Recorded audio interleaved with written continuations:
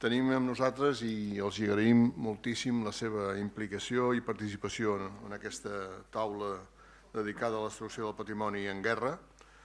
Isbert Sabrin, que és sirià, és arqueòleg sirià i president del Heritage for Peace, parla un català perfecte i un castellà també perfecte, a part d'altres llengües, i té aquesta condició excel·lent per parlar del tema que ens ocupa, perquè és sirià, és arqueòleg, té experiència allà i en aquests moments es dedica full time en aquesta organització, que jo crec que és un projecte d'aquests que dèiem abans. Estan molt bé els drets, però com garantim l'aplicació dels drets? Per això jo crec que no és, per mi és un element important constatar que en els 17 ODS de Nacions Unides no n'hi hagi cap dedicat a la cultura, encara que, com tothom sap, n'hi ha 11 que tenen una relació directa amb la cultura. Hi tenim molta feina per fer, però més important que els drets i la seva consecució són els mecanismes per garantir que es tradueixin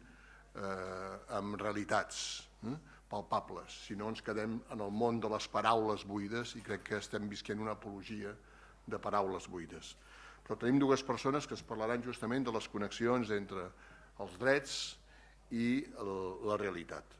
Ens acompanya també la doctora Glòria Monilla, catedràtica de Patrimoni Històric i Arqueològic de la Universitat Oberta de Catalunya, amb una llarguíssima experiència en el camp docent i del patrimoni, que lidera projectes de recerca en diferents institucions i que també ens oferirà una visió molt interessant sobre aquest tema, aterrant més a la realitat de les coses.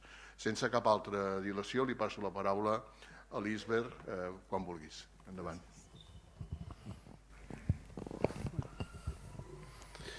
Pues, bueno, buenos días a todos. Muchas gracias por esta invitación y por todo el trabajo que está hecho para organizar esta jornada importante. Estoy contento de participar en una jornada sobre este tema en Barcelona. Normalmente vamos a otros países para hablar de estos temas, pero bueno, felicito para todos los organizadores de organizar este encuentro y este tema tan importante.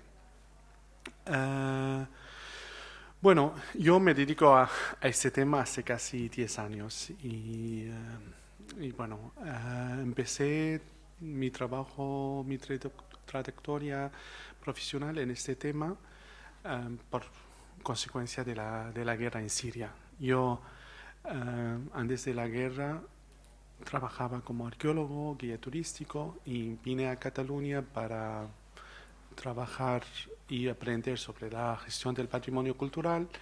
Y mi idea era pues aprender la gestión y después volver a Siria para hacer la gestión del patrimonio cultural y sobre todo arqueológico que tenemos. Y la consecuencia de la guerra pues me obligó a entrar en esta línea porque bueno, no sabía si el patrimonio tan importante que tenemos podía resistir para poder gestionarlo después de la guerra. Por lo tanto, desde 2012 empecé a entrar en el tema.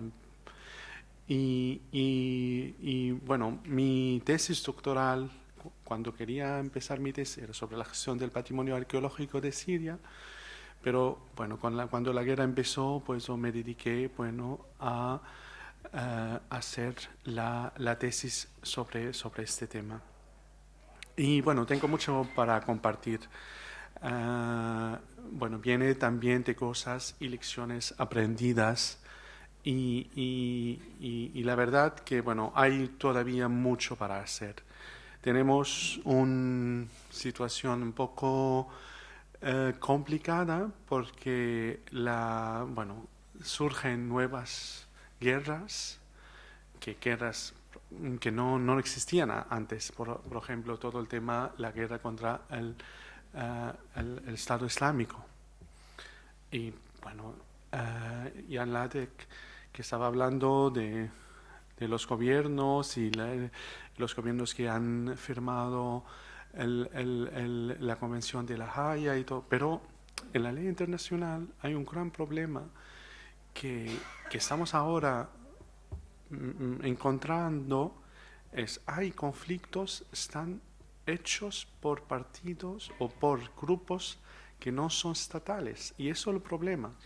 Ahora, el conflicto de Siria, el conflicto de Yemen, también el conflicto de Libia y el conflicto de Ucrania, como hemos visto, los países están divididos, y el país donde hay sobre todo pues separatistas ucranianos, o el gobierno del Houthi en el norte de Yemen, o el gobierno autónomo de los kurdos en Siria, o también en Libia tenemos dos gobiernos, uno en el este, otro en el oeste. Pues el problema es la Convención de La Haya y también las convenciones de la UNESCO, pues tratan con estados reconocidos internacionalmente. Y en esos países, pues tenemos grupos armados no estatales que están controlando el territorio, y toda la implicación del Convención de La Haya y todo eso, pues se complica mucho porque pues, además están controlando patrimonio mundial. Bueno, yo tengo un PowerPoint para compartir. ¿Quieres ponerte? No. Bueno, Mira, sí. Y bueno, tengo algunos dispositivos, pero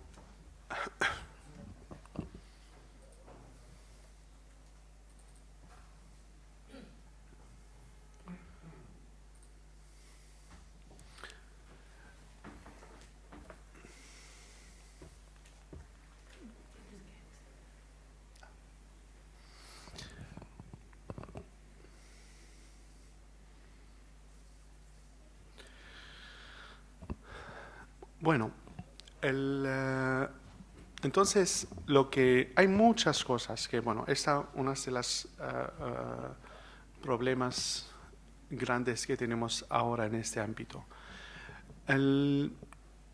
Bueno, la UNESCO, hay otras organizaciones como ICOMOS, ICROM, ICOM, y bueno, otras organizaciones están trabajando también en el tema. Pero también hemos sufrido durante los años de una insuficiencia colaboración internacional en este tema. Es que, y lo notamos ahora muy gravemente y muy claramente también en el conflicto ucraniano, es que cada vez cuando hay una guerra, pues la comunidad internacional se mueve, pero al final pues tenemos falta de coordinación, tenemos problemas de que todo tiene que ser abajo el apoyo de la UNESCO, pero a veces en la UNESCO hay muchas complicaciones también a nivel político. Pues ya sabemos que también la UNESCO es una organización donde hay gobiernos presentados. Por lo tanto, eso lo estamos notando, la insuficiente, digamos, papel de la comunidad internacional en este tema. No podemos comparar lo que pasó en Siria y cómo se movilizó la comunidad internacional con Ucrania.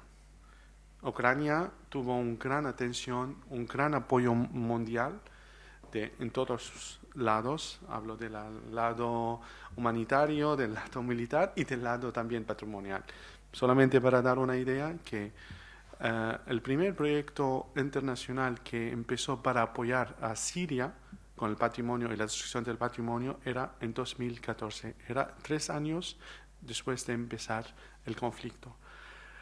En cambio, con Ucrania, pues la primera semana pues se movilizó la comunidad internacional sobre este tema. Por lo tanto, eso es una cosa que lo estamos mirando y es una lástima porque también el patrimonio mundial es patrimonio para todo. ¿Y por qué? Pues la comunidad internacional, pues las organizaciones también de la cultura, pues empezaron a dar el apoyo mucho más rápido a Ucrania que a Siria o a Yemen o a otros países. Eso un punto tenemos que reflejarla. Bueno, hay muchas cosas aprendidas y justo ayer estuve en un congreso en Kiev online, organizó el ayuntamiento de Kiev y bueno, compartí con ellos, con los ucranianos algunas cosas que también me gustaría después hablar sobre cómo podemos aprender de otros conflictos para pues no volver a hacer otros pues errores de conflictos pasados. Hablo de cosas relacionadas con el patrimonio. Nosotros, Heritage for Peace, se empezó con una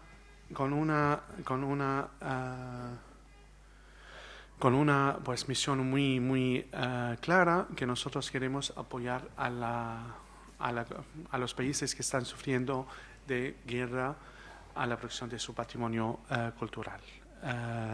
Eso, y la idea también de utilizar el patrimonio como una herramienta para el diálogo y para la reconciliación durante y después los conflictos. Tenemos varios objetivos y desde nuestro empiezo en 2012, finales de 2012 al principio de 2013, pues hemos estado concentrados para apoyar, y eso nuestro papel que nos diferencia de la UNESCO de otras, apoyar concretamente las organizaciones locales, ONGs, activistas que trabajan para la protección del patrimonio. Y con ese objetivo hemos logrado desde 4 años crear una iniciativa, se llama ANSH, la Red Árabe de la Protección del Patrimonio,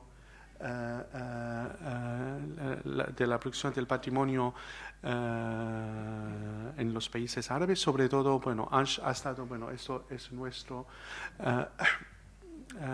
logo de ANSH, es una iniciativa que agrupa casi 40 ONGs locales en Siria, Irak, Yemen y Libia. Y eso es una cosa que hay que ser muy prácticos durante el conflicto. No podemos esperar para recibir ayudas y para no. Hay que ser muy prácticos. Y con ANSH, pues tenemos ahora muchos proyectos que están en marcha. Hay cosas que también no se piensa que todo necesita financiación. Hay muchas cosas que se puede hacer sin financiación también. Y la sociedad civil, hablo de los países árabes, pues nosotros hemos podido y estamos ahora intentando hacer este lance con la comunidad internacional. Pues ayudamos a ellos a preparar sus proyectos, ayudamos a ellos para sensibilizar también sobre sus acciones a través de las redes sociales, la página web. Y justo esa es una lección que ayer hablé con las colegas ucranianos, que en Ucrania hay que agrupar toda la sociedad civil ucraniana que trabaja para el patrimonio y que empiezan también a crear nuevas iniciativas locales, que Mariupol o, por ejemplo, Chernihiv o Kharkiv, pues ahí se puede crear ONGs locales y con estas ONGs se puede empezar a hacer iniciativas para el patrimonio. Nosotros, por ejemplo, con el Consejo Superior de Investigaciones Científicas, el CSIC, y hemos creado una aplicación móvil, que con esta aplicación móvil, damos a los activistas y se pueden trabajar durante los conflictos, cuando hay destrucción de patrimonio, a documentar y a también los daños y también las cosas robadas. Nosotros dedicamos mucho también al tema del control de tráfico de antigüedades. Ahora no hay espacio de hablar mucho, pero bueno, hemos hecho varias investigaciones también sobre cómo el Estado Islámico aprovechó también el tráfico ilícito de antigüedades para financiar su guerra. Una cosa que es muy importante, y lo estamos notando muy claramente en el conflicto ucraniano, que hay muchas cosas, muchas organizaciones quieren apoyar, pero no hay una coordinación efectiva. Es decir, que durante el conflicto es muy importante, sobre todo, en teoría la UNESCO tenía que hacer eso, pero la UNESCO no puede. Y ahora con la idea de apoyar a Ucrania, también hemos hecho varios proyectos para apoyar a los ucranianos en ese tema. Estamos pensando también para lo que hemos hecho para Siria, también aplicarlo para Ucrania. Hay que documentar y saber, porque hemos notado en Siria, en Irak, también en Libia, que hay a veces mucha duplicación y al final no se sabe quién está haciendo qué. Y, por ejemplo, eso es una cosa muy aprendida. Otra cosa que quiero también compartir, que hay la situación del patrimonio durante el conflicto y también cuando apenas acaba el conflicto. Y lo que hemos aprendido de Siria, una cosa muy clara, que las acciones que tienen que ser reparadas o rehabilitadas para el patrimonio tienen que ser en conexión directamente a la sociedad y a la comunidad local. No se sirve cuando hay un conflicto a trabajar para restaurar un gran monumento histórico, y con esta experiencia, tenemos la experiencia que estamos trabajando con una organización también aquí de Barcelona, Riavimet, hace 2 años en la ciudad de Raqqa, que ha sido la capital del Estado Islámico. Hemos hecho acciones de restauración o rehabilitación muy concretas en el caso para beneficiar directamente a la comunidad local. Por ejemplo, en la ciudad de Raqqa, es una ciudad de tribus. Hemos restaurado una cosa que es una madafa. El madafa es una casa de recepción de la ciudad de Raqqa. Hemos hecho cosas también, restaurar una casa también de estilo otomano. Hemos hecho también restaurar de un centro donde estaban refugiados al lado, una casa también típica y tradicional de Raqqa. Lo que quiero decir, y todos los proyectos que tienen que estar conectados a la recuperación del patrimonio tienen que ser en un mecanismo de ayuda humanitaria. Es decir, que la ayuda humanitaria tenemos a través de esos proyectos crear trabajos, sobre todo la gente que está sufriendo el conflicto está muy afectada por las faltas de recursos. Y con nuestro proyecto de Raqqa, durante 2 años hemos creado casi 100 puestos de trabajo. Y eso el patrimonio. El patrimonio tiene que también trabajar para crear trabajo también. No solamente el turismo y en situaciones de paz. Tenemos otro proyecto que aquí lo puedo explicar muy rápidamente. Todos hablan de Palmira y todos hablan de la destrucción de Palmira. Nosotros hemos creado un proyecto, se llama los Voces de Palmirinos, de la gente de Palmira, que hemos ayudado a un grupo de refugiados palmirinos que viven en Turquía a tener fondos para crear su artesanía. Y con esas artesanías hemos creado un shop digital en el que se pueden poner su artesanía y la idea también de esta iniciativa, dar voz a la gente de Palmira para la restauración de Palmira, que no se puede restaurar Palmira sin esta gente. Y eso es nuestra idea, porque la mayoría de la gente de Palmira está refugiada. Por lo último, voy a hablar de una cosa también que es muy importante considerarla en los países de conflicto, son la gente. Y el patrimonio es la gente también.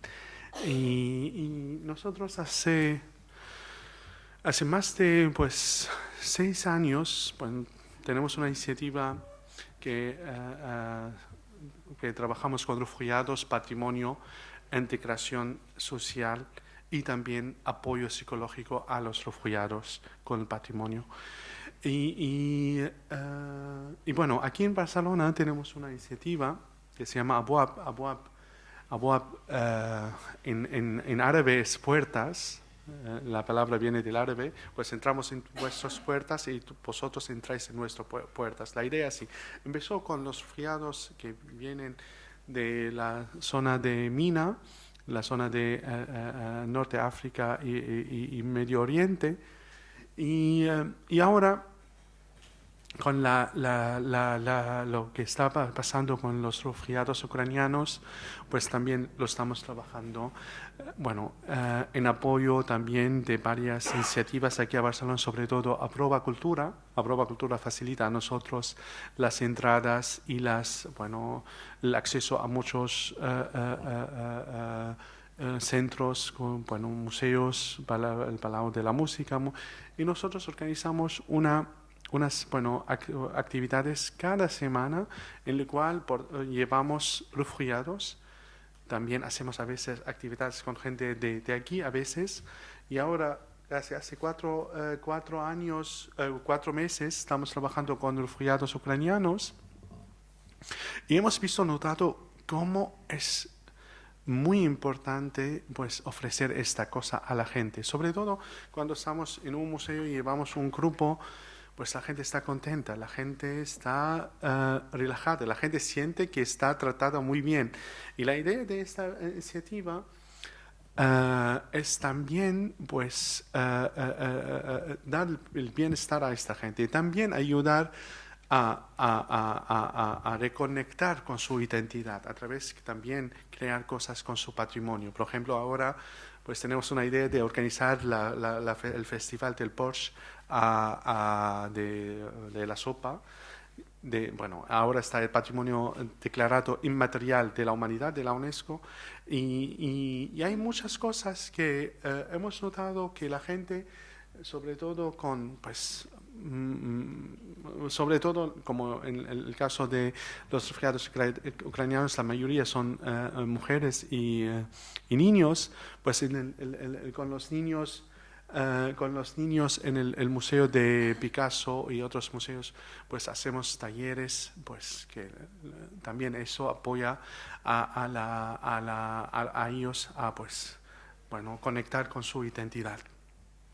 Eso es un certificado que acabamos de tener de Kiev, con toda la formación que el training que hemos hecho para los ucranianos. Y con esta idea de Abwab también estamos trabajando ahora para un proyecto en los campos de refugiados en Jordania, en Turquía, también con los refugiados sirios. Y eso hay que pensar y trabajar con la gente sobre el tema de patrimonio cultural. No podemos decir que tenemos solamente que concentrar en los monumentos y restaurar los monumentos. El derecho cultural es importante llevar este patrimonio a la gente. Y hay muchas cosas para hablar, pero por el tiempo, estaré encantado para responder sus preguntas y, muchas gracias. Gracias, Isbel, por la síntesis.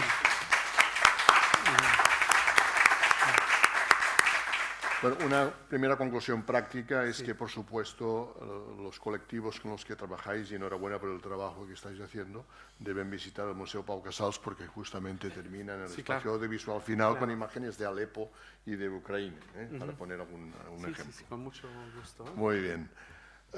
Pues nada, pasamos la palabra a Gloria Munilla. Muy bien. Muchísimas gracias. Lo primero de todo, agradecer tanto a Jordi Pardo, Joan Fuster, Alfons Martinell, que han tenido la iniciativa de organizar una inauguración de una cátedra con estas jornadas que son no solo muy interesantes, sino muy necesarias. Así que gracias también a la Fundación Pau Casals y a la Universitat Oberta de Catalunya. Yo tengo dos partes y espero hacerlas en 3 y 9 minutos, porque es el objetivo. El tema sería, el que me han encargado, es hablar de qué es el concepto de patrimonio en conflicto. Y para... ¿Es por aquí, no? ¿Por aquí? Vale.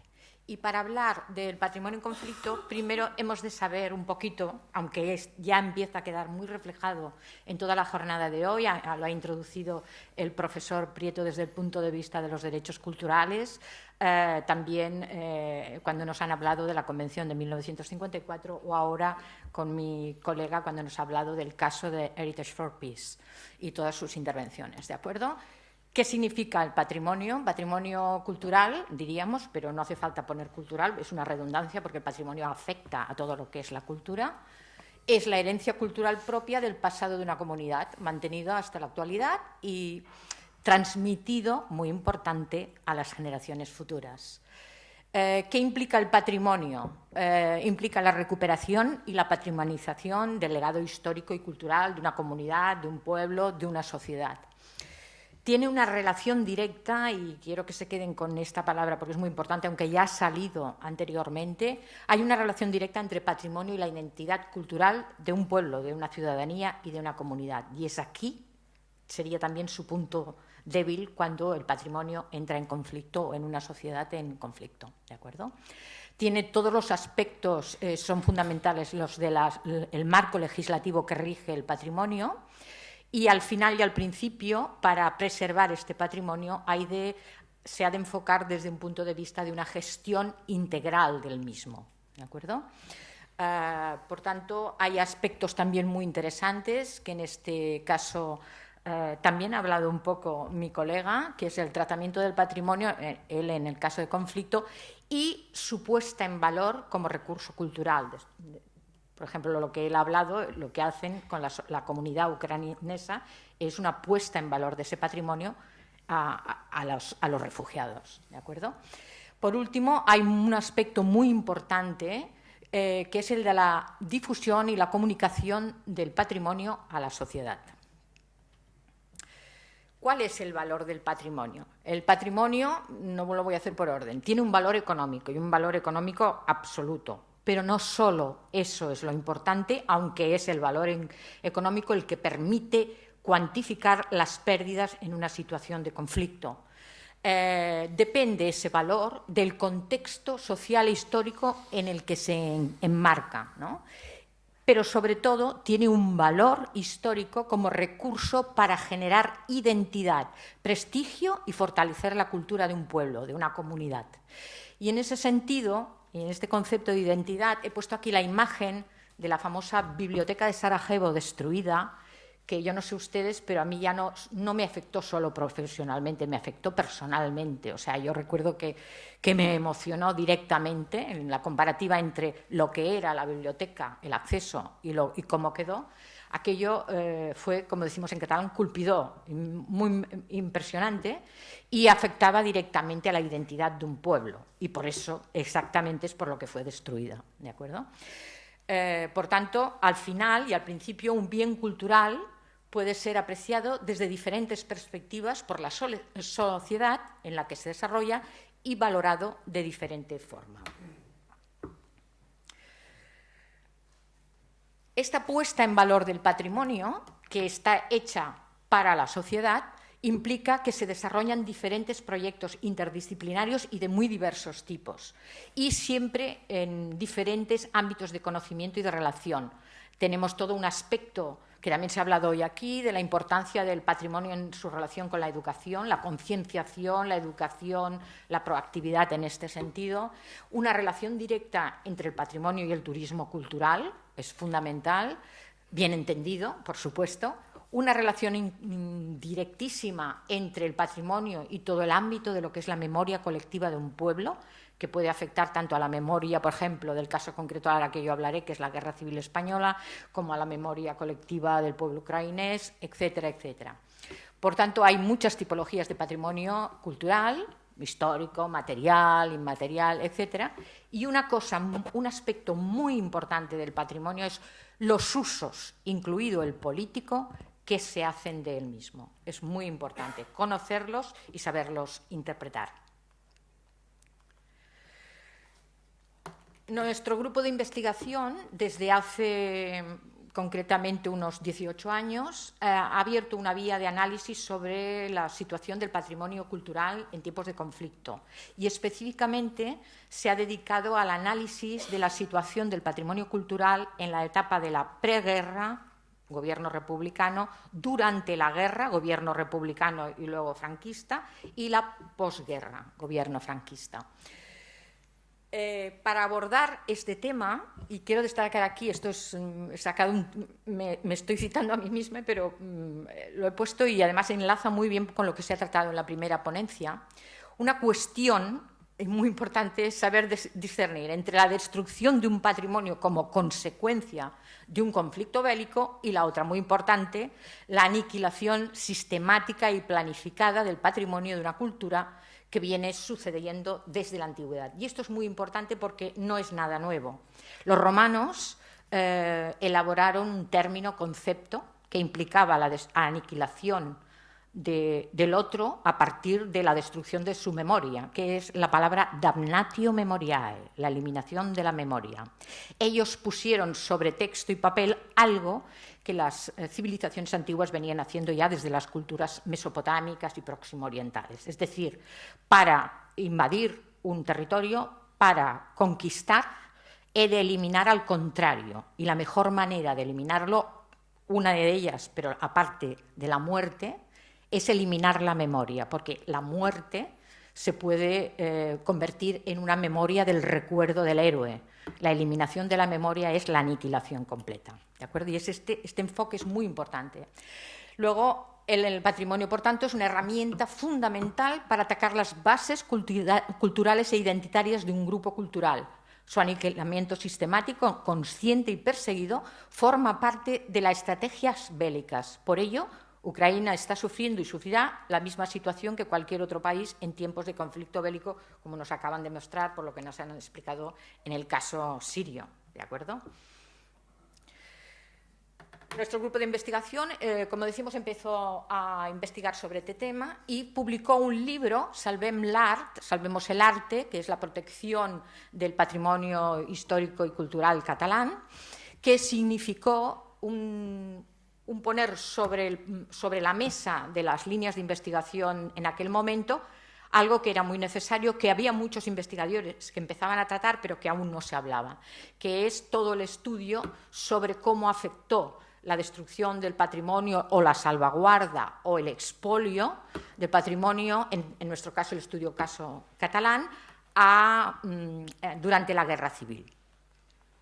Y eso provocó, y eso sí que, además es que nos lo han dicho, que empezaran a aparecer mucha bibliografía sobre el tema, muchos congresos, especialmente destacamos todo el trabajo de Arturo Colorado Castellari, desarrollado con sus jornadas, que me parece que son bianuales, sobre el patrimonio cultural, guerra civil y posguerra, o, por ejemplo, trató también el tema del arte como botín de guerra, o arte, revancha y propaganda, muy importante, es decir, uso político del patrimonio y de cómo se salvaguardó por parte de los republicanos o por parte de los franquistas, y luego las diferentes propagandas que se hicieron sobre el tema. Salieron también muchas publicaciones sobre aspectos concretos, por ejemplo, la participación de las mujeres en la destrucción y también en la conservación del patrimonio durante la Guerra Civil, o, por ejemplo, qué significaba la destrucción y a la vez qué significaba la protección en este momento. También temas concretos de colecciones de museos específicos. La más característica ha sido el estudio que el propio Arturo Colorado y todo su equipo ha hecho del Museo del Prado, que es también un referente, y luego sobre los bienes culturales durante la preguerra, la guerra y la posguerra. Debemos entender, además, que por las dos partes del conflicto hubo una política de protección de ese patrimonio, pero también hubo un uso, y en ese uso se utilizó como herramienta de ataque mutua entre los dos bandos, para decirlo de alguna manera, ¿de acuerdo? ¿Qué utilizamos para adentrarnos en este ámbito? Que sería lo mismo que utilizaríamos para estudiar otros casos concretos. Pues lo que llamamos evidencias primarias de época, EBRE, que es, y su relación con el uso político del patrimonio. Por ejemplo, lo que ustedes ven aquí pueden remitirle un poco al tema de las fosas comunes de la Guerra Civil en Cataluña y en el resto de España, pero no. Responde a una fosa común del siglo V a.C., de los guerreros hoplitas siracusanos contra Cartago, ¿de acuerdo? O sea que, como decíamos, en este caso maniatados, etcétera, etcétera. Es una trayectoria común. Y luego otro de los aspectos importantes en cualquier investigación de este tipo es los archivos, los fondos. A diferencia de lo que se puede creer, los archivos, tanto en España como en Cataluña, en Francia, porque hay muchas referencias, etcétera, etcétera, están llenos de documentación, pero además clara y transparente. Por tanto, otra de las cosas con las que hemos de luchar sistemáticamente es con aquello que se ha aceptado a lo largo del tiempo, 3 minutos, ¿no? Y que en realidad no es verdad, ¿de acuerdo? Hemos hecho trabajos, voy a ir rápida, trabajos sobre lo que es el botín de guerra y el uso del material de guerra para financiar la propia guerra en la etapa republicana, como es el caso, paso, ¿de acuerdo?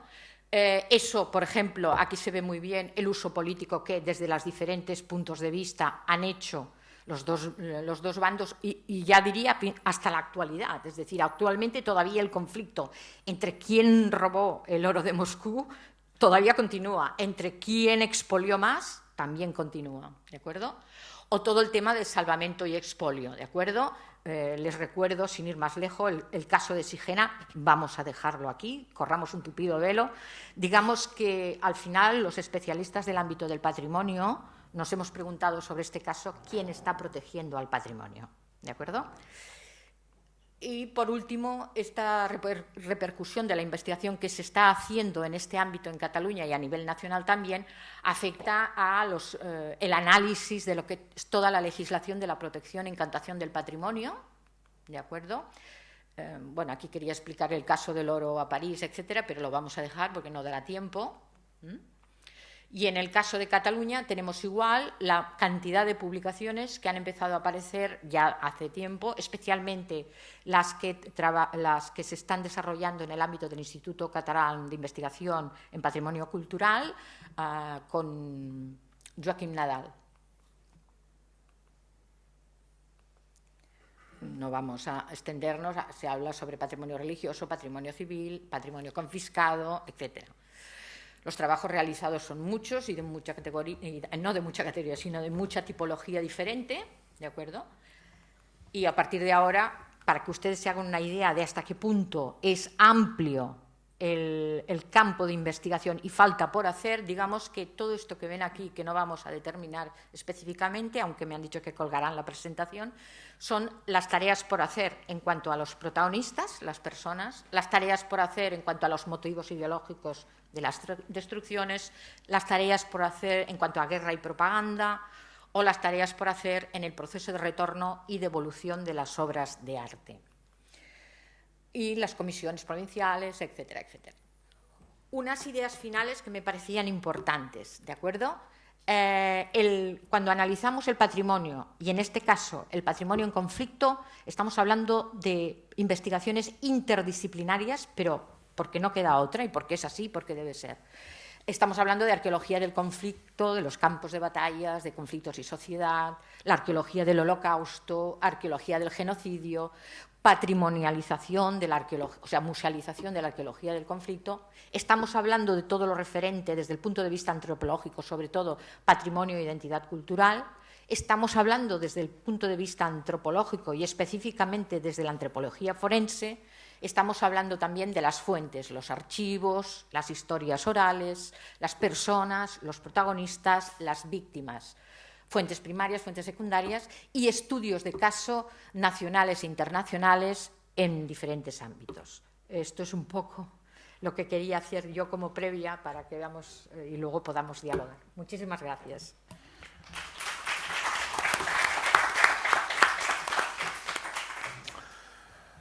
Muchas gracias, Gloria. Vamos a abrir el turno de intervenciones, que por supuesto pueden referirse también a las intervenciones previas del profesor Prieto y de Jan Hadlik, que hemos escuchado anteriormente. Pero una primera que me parece absolutamente necesaria. Por supuesto, por la propia definición, a las utopías no se llega nunca, ¿no? Pero yo creo que es importante tenerlas porque si no uno no se acerca. Digo eso porque, pese a la fragilidad de la propia estructura de Naciones Unidas y de la propia UNESCO, en un mundo en el que existe el G7 y el G20, es obvio, al menos a mi entender, que debemos avanzar y mejorar y seguramente innovar en el propio papel de Naciones Unidas y de agencias como UNESCO. Eso me lleva a formular la primera pregunta. Me gustaría saber la opinión de los participantes. Esa distancia importante entre lo que son los derechos culturales, las convenciones, las declaraciones y la práctica real de lo que se le sucede a la comunidad cuando su patrimonio es destruido como un ataque esencial a la dignidad, a la memoria y a la identidad, ¿cómo se podría mejorar? Yo creo que la experiencia viva de Isabel en este sentido es muy interesante y, por tanto, la pregunta concreta es, desde la experiencia, ¿cómo se podría mejorar esa coordinación difícil actualmente, esa conexión de recursos que es coherente con las voluntades y las declaraciones, pero cómo se podría coordinar para que la actuación fuese más eficiente en el territorio, en los lugares donde se produce el conflicto? Bueno, es una pregunta muy importante y por lo tanto lo estamos haciendo en varias maneras. Primero, pues, bueno, el año pasado hemos realizado en colaboración con una organización americana, se llama Antiquities Coalition, un informe que, bueno, podéis encontrar también en internet sobre, un informe para el G20. El G20, pues, por la primera vez habló de este tema el año pasado en Roma. Los ministros de Cultura del G20 pues encontraron en el Coliseo y bueno, había unas recomendaciones de parte del G20 sobre estos temas. Y nosotros con este informe que se presentó el año pasado, pues hemos hablado cómo podemos dar unas recomendaciones de mejorar la política de estas cosas. Sobre todo, bueno, hay muchas cosas también muy importantes que es un tema también tenemos que hablar en estas jornadas, es el tráfico ilegal de arte y es un gran problema.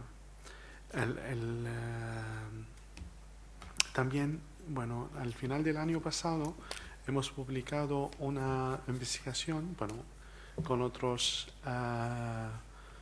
investigadores, reconocidos internacionalmente, varios.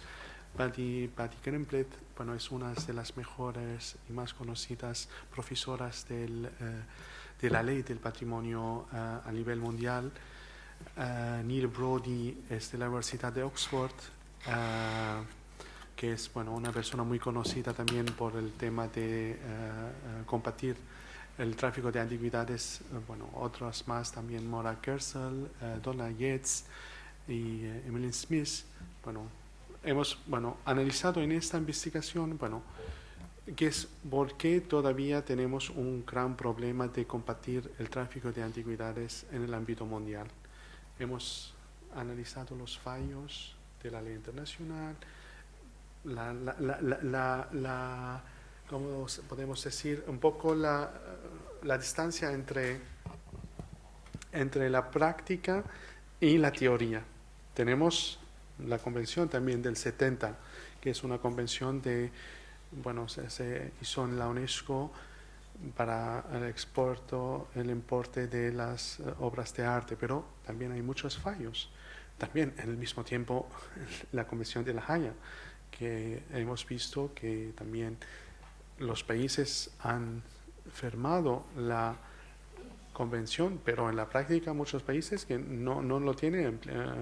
Bueno, yo hablo del caso de Siria. Tenemos hemos firmado, bueno, el gobierno sirio firmó la Convención de La Haya, pero tenemos la ley del patrimonio del 1963 y no hay ninguna actualización con el protocolo del 99. Por lo tanto, pues eso, bueno, yo lo que estamos trabajando y lo que queremos, y ahora con una fundación, que es la fundación del príncipe Klaus de Holanda, bueno, el príncipe Klaus Fund, bueno, es una organización que, bueno, dedica hace muchos años a la, bueno, desde casi hace 23 años, tienen una iniciativa que se llama Cultural Emergency Response. Bueno, estamos también haciendo bueno, algo de como un think tank, generar pues discursos. Bueno, ahora vamos a publicar una publicación sobre la relación entre el bueno, patrimonio, ayuda humanitaria y también desastres, también el cambio climático, también es un gran problema que quiero decir, el cambio climático y su relación con los derechos culturales y también como hay países que están sufriendo al mismo tiempo de una gran consecuencia del conflicto, pero también al mismo tiempo del cambio climático. Pues una cosa que yo creo ahora vamos a empezar un nuevo proyecto sobre bueno, con el cambio climático, el Éufrates de Siria está bajando mucho también en Irak y también por la violencia de los derechos de agua de Turquía. Pues ahora estamos descubriendo que el Éufrates están apareciendo cientos de sitios arqueológicos nuevos. Claro. Y estamos en conflicto también. Y ahora lo que estamos haciendo es un proyecto que ojalá vamos a empezar pronto, que vamos a documentar todos esos sitios, porque esos sitios también están en gran peligro de estar violados y robados y saqueados ilegalmente. Por lo tanto, hay que empezar. Bueno, normalmente el problema que tenemos, pues la UNESCO, todos esos vienen de arriba para abajo, pero lo que estamos intentando es empezar del práctico de la gente para dar los consejos arriba. Y eso es lo que es muy importante hacerlo. Es importante pues generar pues discursos, sensibilizar. Hay que escuchar. Tenemos un papel muy importante que yo, bueno, lo noté personalmente, que yo estoy en la comisión, bueno, en una organización que se llama World Heritage Watch, es una organización que vamos cada año cuando hay los encuentros de la UNESCO para declarar patrimonio nuevo del mundo, estamos en las declaraciones que se hace la UNESCO. Y recuerdo, en 2019 estuve en Baku, en Azerbaiyán, y hay un gran problema que los sitios, hablo de los sitios patrimoniales que están declarados del patrimonio, que no hay conexión entre la gente y esas organizaciones. Se habla, pero el problema es que esta gente no está declarada como participante en las decisiones. Se declararon varios sitios que son sitios patrimonio mundial, pero sin consultar, también se dicen, pues, en el dossier de la preparación de la Declaración de Patrimonio Mundial hay que hablar también de la participación comunitaria y todo eso se hace después de ganar la candidatura de Patrimonio Mundial, pues no se preocupa para nada para la gente local. Y eso es un problema. Sí, Gloria, ¿quieres añadir? Sí, yo me gustaría, en la línea de lo que él ha dicho, yo creo que el gran problema es que entre el conflicto bélico y la capacidad de acción y reacción a nivel de las estructuras estatales e internacionales es muy lento y, por tanto, la capacidad de reacción es mínima y a la que no te das cuenta. De hecho, Alfons Martinez ha hablado esta mañana de que sabemos muy poco de lo que se está destruyendo en Ucrania, ¿de acuerdo? Ni sabemos cómo está funcionando, ¿de acuerdo? Por tanto, yo creo que en esta línea de lo que él ha hablado, lo que se trata sobre todo es tanto mucho antes, empezar con un proceso de puesta en valor y concienciación y sensibilidad a la sociedad. Durante, por supuesto, y luego post. Estas acciones, por ejemplo, que ellos están haciendo, que me parecen interesantísimas, no han de ser como diem, un bolet en un moment, no? Sino que después han de continuar, porque el patrimonio ya sabemos que es una cuestión de trabajo continuado. Y luego, en el tráfico ilegal de obras de artes, yo voy a hablar de una palabra que me sabe mal si ofendo a alguien, pero es connivencia. Es decir, Europa connive con el tráfico ilegal de obras de arte, desde Próximo Oriente hasta Europa y compañía. De hecho, hay bastantes tesis que empiezan ahora a trabajar este tema.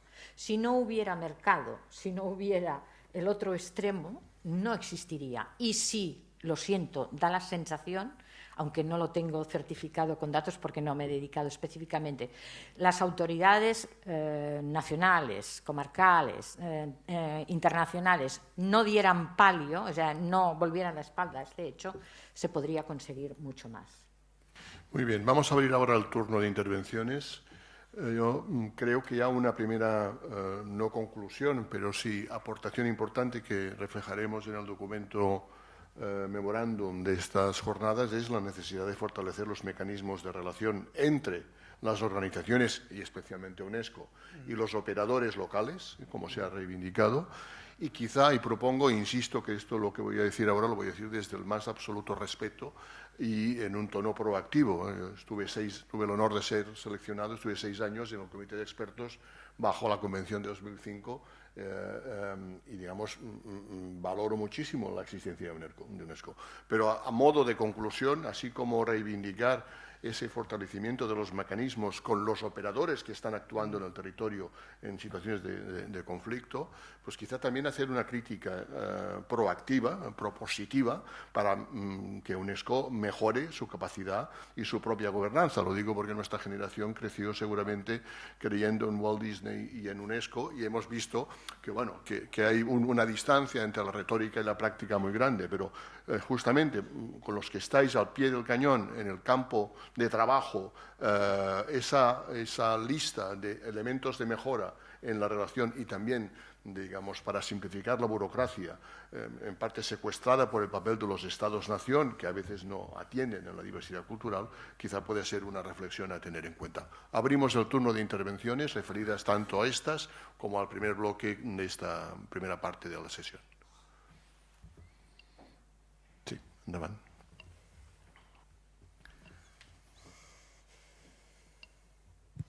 Bueno, me han quitado la pregunta, pero bueno, la voy a hacer de todo. Abundando en lo que estaban diciendo, uno cuando se mueve por los museos del mundo descubre, no sé, capiteles románicos de Cataluña Norte o portadas de iglesias castellano-leonesas, etcétera. Al parecer es algo que a lo que tenemos que acostumbrarnos, ¿no? Pero abundando en lo que decían, ¿cuándo tendremos en el Met o en el British Museum una exposición sobre arte sirio, por ejemplo, ¿no? Porque realmente con Irak sí que hemos comprobado que hubo un expolio sistemático donde los soldados se llevaban, soldados y no soldados, donde los militares se llevaban todo lo que se encontraban en los museos que visitaban. En el caso sirio, aparte de la destrucción, supongo que debe haberse producido un fenómeno similar. Es cierto que la connivencia de los organismos internacionales o el mirar para otro lado contribuye a eso, a ese acto de piratería.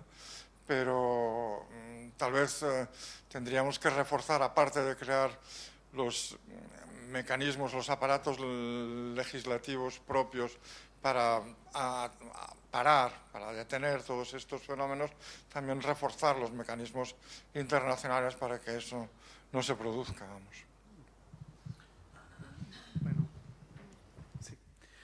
que, otra línea que trabajo es la línea del control de tráfico de antigüedades de países de conflicto.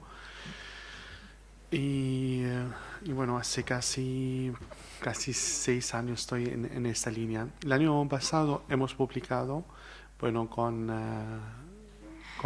los museos estatales de Berlín, un libro, un catálogo, un libro que se llama Kulturraub, en español, robar la cultura. Y en ese libro, el libro está en alemán, pero ojalá pronto que va a ser una traducción al inglés. Con este libro, la idea de este libro era, sobre todo lo financió el Ministerio de Cultura alemán, porque, empezó Alemania a tener una imagen sucio, que mucha obra de arte viene y está vendida en Alemania. Alemania es uno de los países también, Estados Unidos, Francia, también quiero hablar de nosotros también a través de las investigaciones que estamos haciendo, estamos estudiando las rutas y cómo viene de un pueblo de Siria muy pequeño o de Libia hasta a estar en Cresti o en otras casas subastas. Lo que quiero decir que con este libro, por ejemplo, el gobierno alemán ha dicho, queremos hacer, nosotros como gobierno tenemos una herramienta que puede combatir contra el tráfico que viene a Alemania. Hice este libro con una colega alemana, dos colegas alemanas. Era documentar casi 500 obras de arte, sobre todo la mayoría son piezas arqueológicas que son robadas, pero no están en las reconocidas. Tenemos varios pases de datos con esto. Tenemos la base de datos del Interpol y otra base de datos de Carabinieri, que es tutela del patrimonio culturale, que es una. En Italia hay 500 agentes que están especializados en este tema. Es uno de los países más importantes del mundo que trabaja en este tema. Lo que quiero decir que con este libro hay una herramienta ahora que con la gente local, directores locales de museos, activistas, hemos podido documentar estas 500 piezas. Otro gran problema que hay, el tema de falsificación de los documentos de importe y exporte. Es un gran problema que está pasando ahora. Tenemos el gran ejemplo de Bagot, pasó hace unos años, 3 años, con piezas robadas de Libia. Y Bagot, Jaume Bagot, falsificó varios certificados. Y eso es un gran problema que está pasando. También hemos intentado crear una base de datos de documentos de exportación e importación. Lo estamos trabajando todavía, no es un proyecto, pero tenemos la idea. Lo que quiero decir que es un tema muy importante. Hay un gran fallo de política internacional de combatir contra el tráfico ilícito y lo que es importante es la coordinación. Además, los traficantes son grandes expertos de leyes de cada país. Por ejemplo, ahora estamos mirando que, por ejemplo, Dubái y Hong Kong y también Bangkok son los ciudades que muchos traficantes que hacen, por ejemplo, en Dubái hemos identificado algunos nombres de traficantes, que son, se conoce y todo, pero en la ley de Emiratos Árabes, incluso hay jeques y príncipes de esos países que están involucrados. Pues nosotros con la investigación que hacemos, pues hemos identificado que hay gente bueno, del Servicio Público de Museos de Qatar o de Dubái que van a la frontera turca y compran piezas para poner en museos en Qatar o en Emiratos Árabes. El Museo de Arte Islámico de Qatar, el Museo del Louvre de Dubái. Hay un gran... Hace unos meses, pues, salió en la prensa que el ex director del Museo del Louvre, Martínez, está en el proceso legal que aprobó vender o comprar piezas egipcias para el Museo del Louvre de Abu Dhabi. Y era muy claro con la investigación que los certificados están clasificados y se compró el Louvre de Abu Dhabi pues, piezas de casi de 8 millones de euros. Por lo tanto, pues hay mucho para hablar. Hay mucho, bueno, esos son algunos indicadores solamente para analizar la situación internacional actual con este problema. Gloria, muy brevemente para dar paso a tu intervención. Yo quería añadir simplemente que en el tema además de esto está todo el tema de la restitución de las obras de arte a su origen. Entonces aquí hay dos perfiles. Uno es todo lo que pasó desde el siglo XVIII, XIX con el expolio del patrimonio, cuando había una legislación muy poquita, y en otros casos no había legislación y por tanto eso es un tema, pero luego, tal como él ha explicado, se sabe que actualmente también hay ese tráfico de obras ilegales de arte que llegan a los grandes museos, ¿de acuerdo? Y aquí está el tema, por ejemplo, porque los museos y los grandes centros patrimoniales, a la que ellos piensan, a la que abramos la puerta a la restitución de algo, todo se nos complica. Y aquí está el quid de la cuestión, es decir, se mezclan los dos temas. Abrimos las intervenciones. Sí. Es que sorprende de pronto entrar en un museo. ¿Está apagado? Entrar en un museo, sabemos que Estados Unidos ha mantenido, Estados Unidos y otros países europeos, una actitud bastante beligerante con Afganistán, y sorprende ir a un museo como el Met y encontrarte con una enorme exposición de arte árabe y afgano, que es de dónde habrá salido todo esto, ¿no? ¿Cómo ha llegado hasta aquí? Es la pregunta que uno se plantea. ¿Más intervenciones? Sí, Mireia.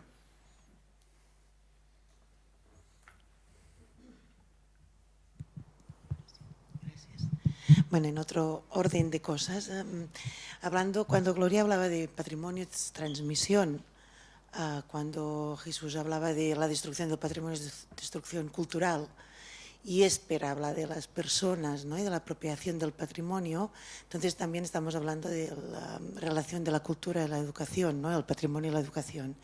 Y en este sentido, Gloria insistía en lo previo, ¿no? La concienciación y la educación en patrimonio, sea patrimonio o en el caso por ejemplo, aquí en el caso del Memorial de l'Exili. Exacto.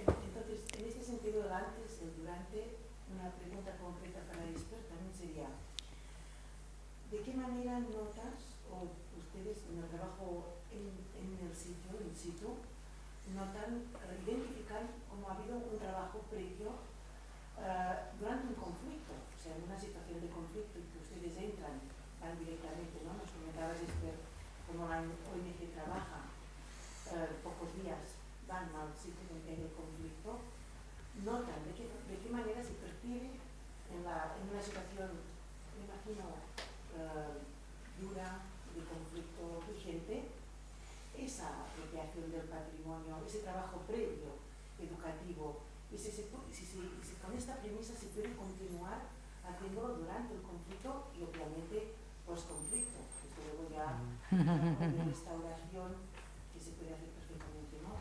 ¿Me entiendes? Esto la pregunta concreta. Sí. No, obviamente que sí. Lo que quiero decir, bueno, es muy conectado antes, durante y después.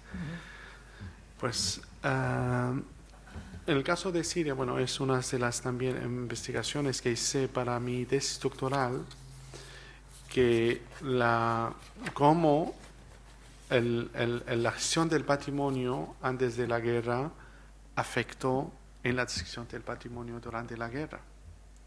Bueno, analicé pues varias cosas y aspectos de la gestión del patrimonio, la educación, por ejemplo, la ley, la aplicación de la ley, la participación también de la comunidad local.